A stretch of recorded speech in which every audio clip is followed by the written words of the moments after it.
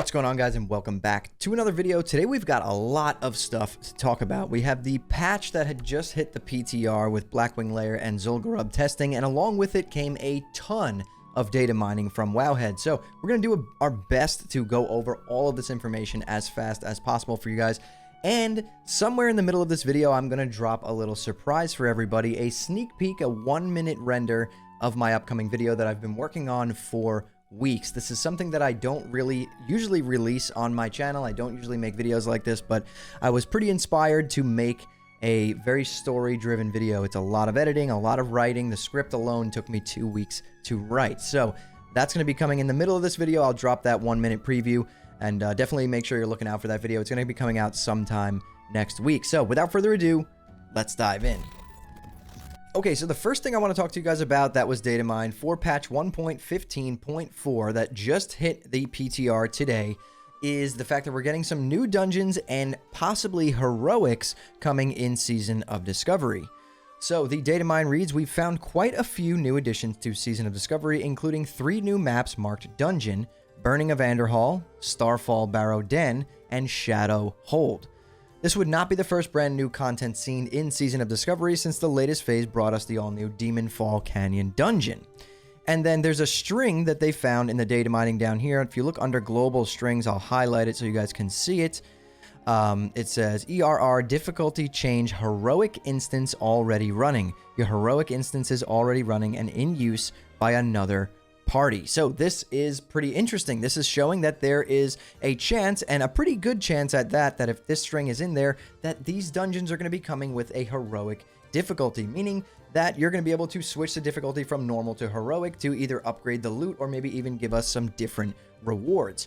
It's important to note here, though, that this is most likely going to be for all the new dungeons like Demonfall Canyon and the 3 new ones I just listed here, Shadow Hold, Starfall Barrow Den, and Burning of Anderhall.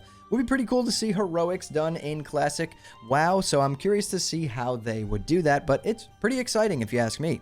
So moving on to our next change, we have class and spell changes for Season of Discovery on the PTR currently. Some highlights here at the top, we have a threat reduction effect for Boomkin and Ret Paladins. Shadow Priest dots now critting for 200% damage. Warlock Metamorphosis now increases threat by 85% instead of 50%, but reduces all damage done by 20%. And Hunter's Lock and Load can only proc once every 8 seconds. Now, there is an absolute metric ton of class changes in here, some of them small, some of them bigger.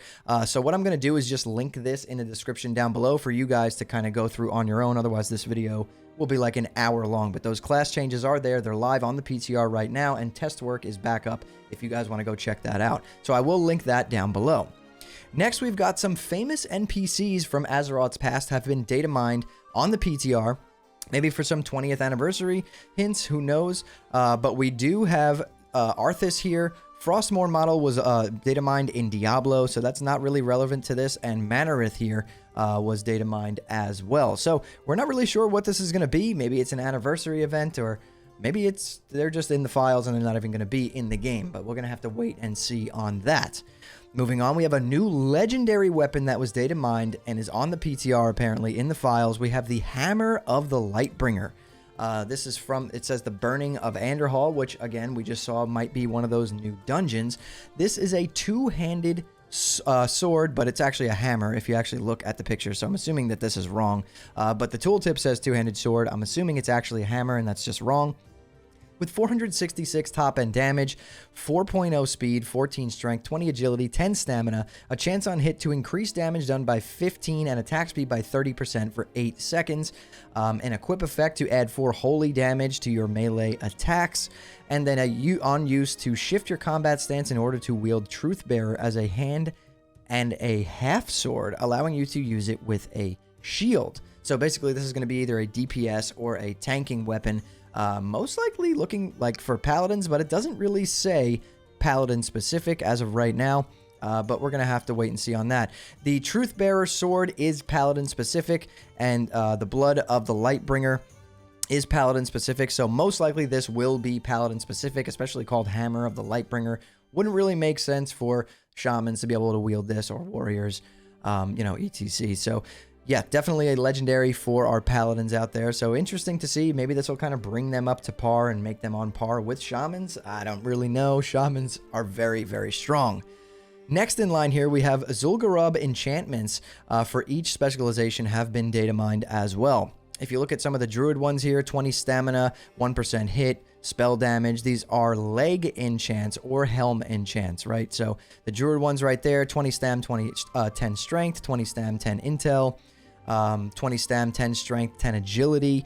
These are pretty cool to see. So it looks like for each class, you have a helm leg enchant for each specialization for that class, which is pretty interesting. So, and I also think we're at a good point in the video here where I'm going to drop that teaser for my new video coming out next week. It's been a lot of work on this video, so I'm going to drop it for you guys. I rendered the first 1 minute of the video, and let me know what you think down in the comments below. Are you excited for this video to come out? And if you are, please let me know, and then we'll continue the news after that. Roll it. We're all aware of this phenomenon, the so-called fresh WoW hype, and now the more recent Classic Plus hype. And odds are, you're going through one of these phases right now.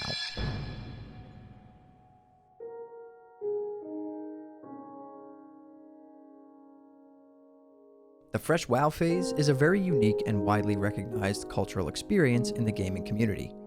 There are YouTube videos about it, surveys about it, and even memes about it. And more recently, we've seen the rise of Classic Plus hype. Everyone is talking about it everywhere. But what most of us don't seem to understand is, why? Why do we have this Fresh WoW or Classic Plus hype?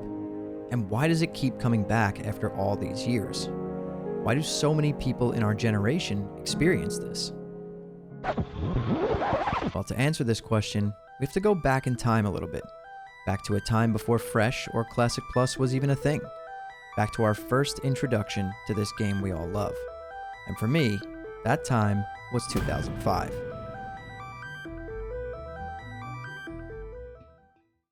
All right, so I hope you guys enjoyed that. I'm really excited. This video has been a long time in the making, and I can't wait to get it out for everyone to see. So moving on with the news, on the next page here, we have news and change trinkets. In Phase 5, Season of Discovery, we have a bunch of new trinkets. We have the Tarnished Bronze Scale, which grants a chance to notice odd or overlooked items dropped by powerful foes, and an on use to travel to a place outside of time requires you to be in Tanaris, so you're using the Caverns of Time, in my opinion, for that. The Echoes of Betrayal increases your crit chance by 1, increases your Shadow and Arcane spell damage by 34. We have Wrath of Ray, gives you 10 nature resistance, 1 crit, and an on use to give you 92 strength, which is pretty massive. We have Lightning Cell, which gives you 1% hit, and an equip effect, you gain a charge of Gathering Storm each time you cause a damaging spell critical strike. When you reach 3 charges of Gathering Storm, they will release, firing an Unleashed Storm for 277 to 323 damage. Gathering Storm cannot be gained more often than every 2.5 seconds. That's pretty massive. We have Cassandra's Tome, which gives you healing by up to 42 and spell damage by 22, and an on use to read a prophecy from the tome, granting 100% increased critical strike chance for your non-periodic spells or attacks. And then a bunch of changes to the Blackwing layer trinkets right here. We have Mind Quickening Gem. I'm going to link this down below. Again, this is a ton of information. If I were to go through every single item, this video would be an hour long. So I will be linking all of these articles in the description below for you guys to check out at your own pace. We have new Healing Ring runes data mined on the patch notes here. We have the Rune of Meditation specialization, which basically engraves your ring to restore 5 mana per 5. We have the Rune of Healing specialization, which increases your healing done by spells and effects by 26. So 2 new healing rune specializations for rings. We have, the only interesting thing here is on the tooltip, they didn't put priest and they have warrior here and rogue, which is really interesting to me, but it's definitely just like a misread thing in the files. Priest will definitely be on here. Moving on, we have the new weapons, new epic class specific weapons right here for every single class.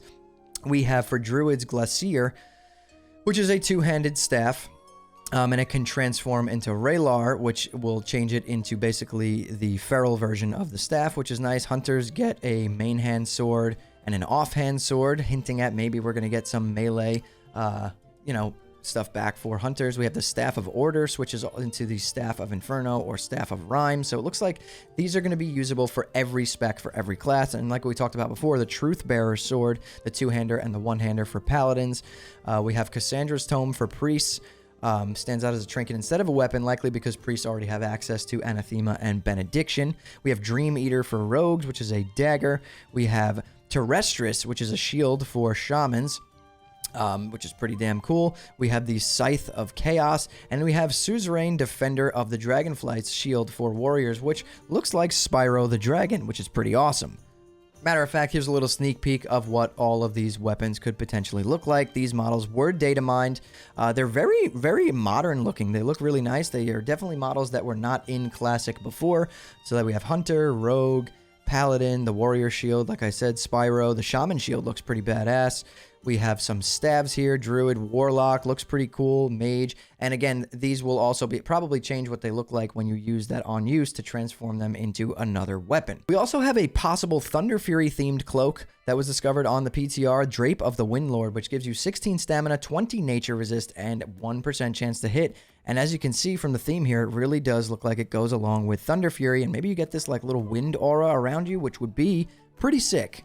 Top of that, we also have our tier 2 set bonuses that have been data mined. Again, this is a ton of information. I will be linking this down below. There's no way I'm going to go through all of them. I don't want this video to be an hour long, so I'm just going to cut it off there, and I will link that in the description below. But yeah, guys, busy times here in World of Warcraft Classic. I'm really excited. I got a lot of things coming down the pipeline for you guys, so I'm pretty pumped. Let me know what you think of all these changes. Let me know what you think about the sample of the upcoming video that I dropped in the middle of this video as a little bit of a teaser. Let me know if you're excited for it. Drop some comments down below. Follow me on Twitch at twitch.tv/hammerdance. Link in the description below. I stream Monday through Friday at 8 p.m. Eastern Time. If you want to come hang out with me live, subscribe to the channel, turn on post notifications so you don't miss the next time I post a video, and join the Discord if you want to be part of an awesome community that just loves classic World of Warcraft.